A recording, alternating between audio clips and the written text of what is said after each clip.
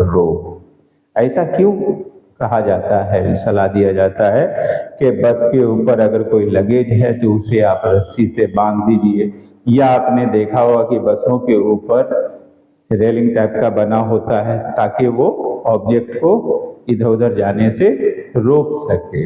यहाँ पर भी इनर्शिया ही वर्क करता है।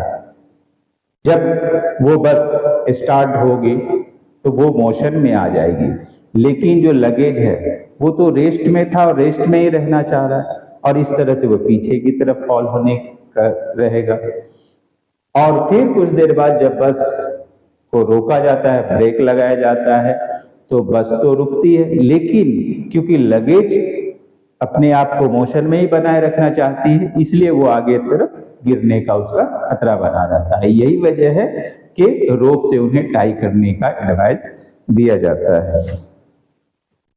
When a bus starts to move, it acquires a state of motion, but the luggage on the roof of the bus tends to stay at rest due to inertia.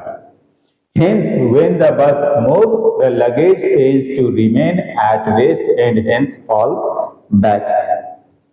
Also, when the bus stops, the luggage tends to remain in the state of motion due to its inertia and hence falls forward. Therefore, in order to prevent the luggage from falling, it is advised to tie the luggage with a rope. आसानी से इसका answer बस हमें पता होना चाहिए कि यहाँ पे इनर्शिया काम कर रहा है, और इनर्शिया को हम रेस्ट और मोशन दोनों हिसाब से एक्सप्लेन कर देंगे और आंसर इसका कर देंगे। फोर्थ क्वेश्चन हम पढ़ते हैं। हालांकि इस क्वेश्चन में 4 ऑप्शन दिए हुए हैं, यहाँ जगह की कमी और टाइम वेस्ट ना हो इसलिए मैंने वो ऑप्शन तो नहीं सिलेक्ट किए।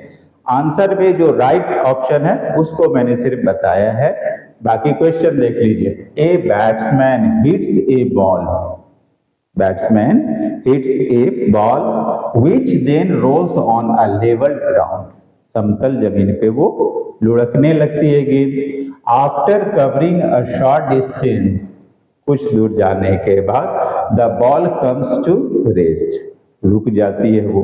The ball shows to stop because, तो बॉल किस वजह से रुकती है।